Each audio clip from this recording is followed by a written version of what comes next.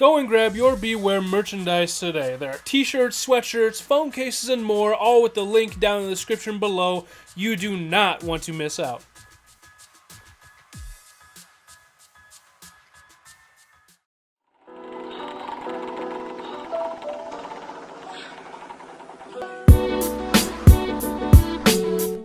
What's up, guys? It's Carson back here on Toxic Gaming today with our PPL Pokemon Premier League draft analysis. And if you were there at the live draft yesterday, which I hope many of you were, you saw our finished product already, but you did not get to see anything that was in-depth as to why we picked what we did, anything like that for the Chicago Bewears in D2 this season. And so, without further ado, let's kick it off.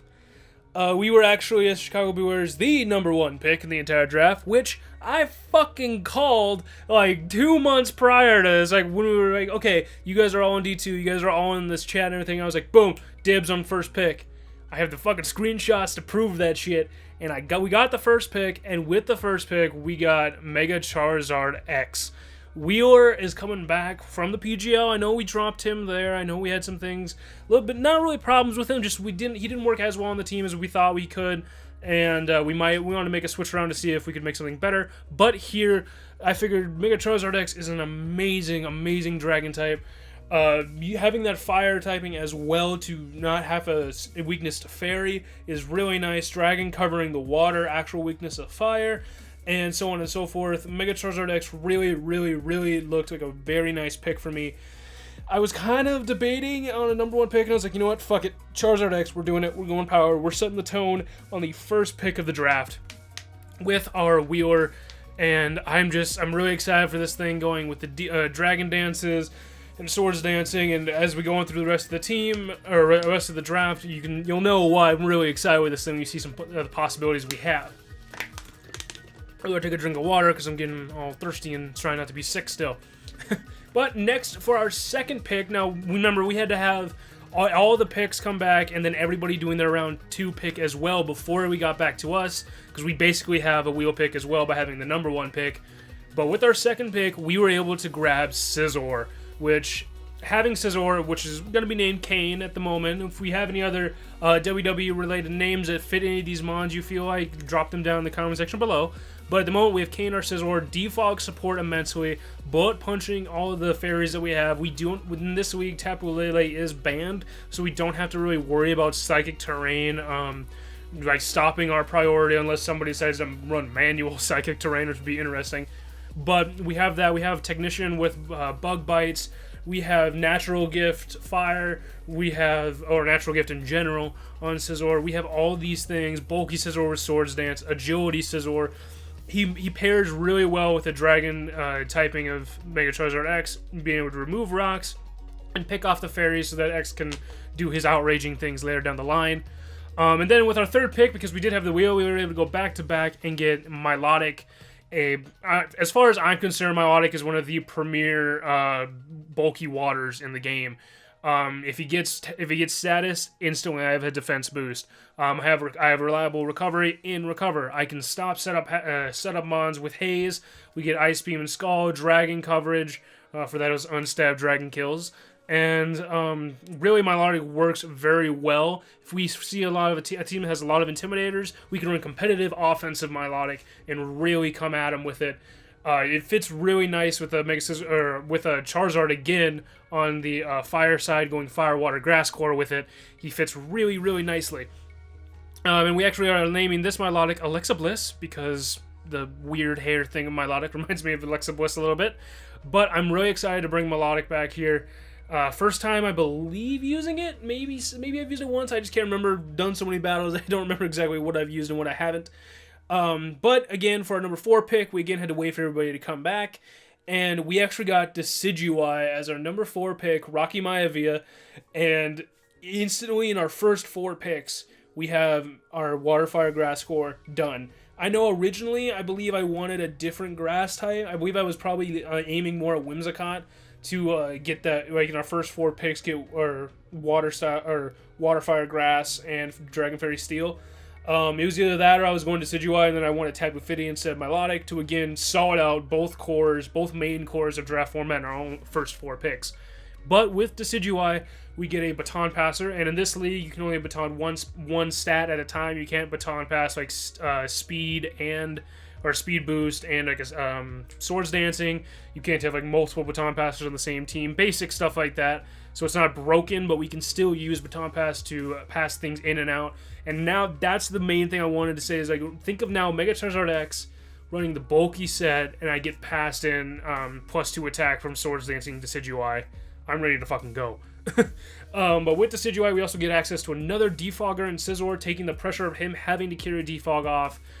We get a very nice Sucker Punch user. We can trap things in if we can predict a switch.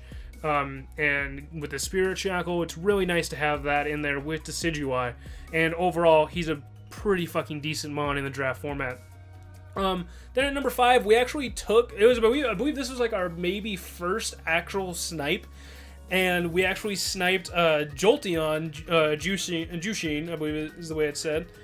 We sniped Jolteon from Shroomraver in the Parasect Domain. He wanted Jolteon really bad, and he passed on it for that round, and by the time he passed on it in round 4, and we were like, you know what, we got the wheel pick, we're going to Decidueye and Jolteon, and he gave me a word or two afterwards. But again, with Jolteon, we get a really fast electric type. Really not as wide coverage as some other electric types in the format, but the speed is there, the electric immunity is there, and we're ready to go with Jolteon. He really gives us that extra speed that we need to really challenge the Latios and Latias mons. Anything over base 100, we can challenge them with Jolteon. Force some things to Scarf to be able to catch up to Jolteon that maybe should run other bulkier sets. Again, with Scizor, we actually also get a really nice Volt Turn core. Not as nice as Rotom Wash, but we did what we could with the points that we had. And I'm really excited to use Jolteon in these picks. Plus, we do get another Baton Pass user, so if we want to Baton Pass with Jolteon, we can. And we can also Baton Pass into Jolteon, which would be really nice to have. Next, we have our Hitmontop. Number 6, Booker T, our Hitmontop. Basically, I knew I needed something to take on normal types, and I needed a spinner. I figured having a spinner and on top of 2 defoggers meant that if you're gonna bring hazards to try to beat Charizard X, you got to be like committed to setting those things up and keeping them up. Because I have many options with removal with those 3 mons. And Hitmontop gives us good priority with Fake Out, Bullet Punch, and Mach Punch. Gives us a nice Edge Quake combo and close combating. Gives us an Intimidate user. Gives us another Technician user.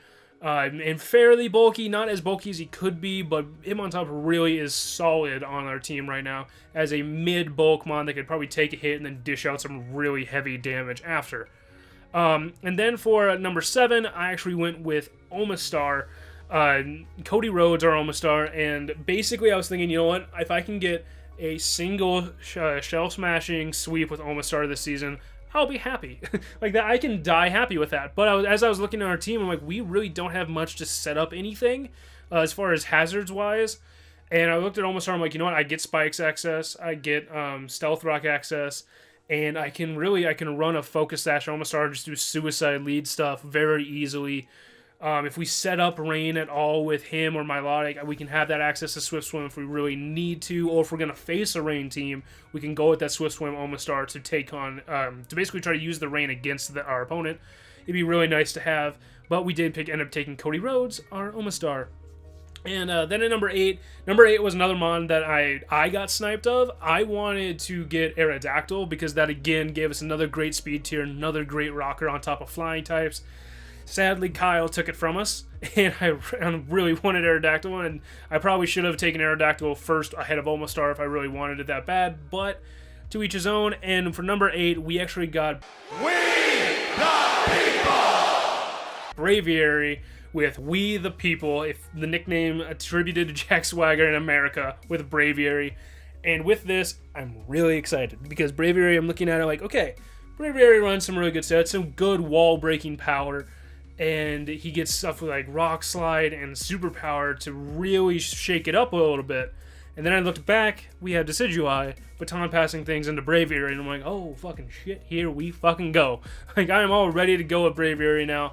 I was a little hesitant on picking him and for that late, because I was like, you know what, I really wanted that other flying type, but, you know, I gotta pick Braviary. He was just the best flying type available at the time. And I'm glad we have him, because I'm glad we at least have something that can dodge earthquakes to help protect Megazard and Jolteon.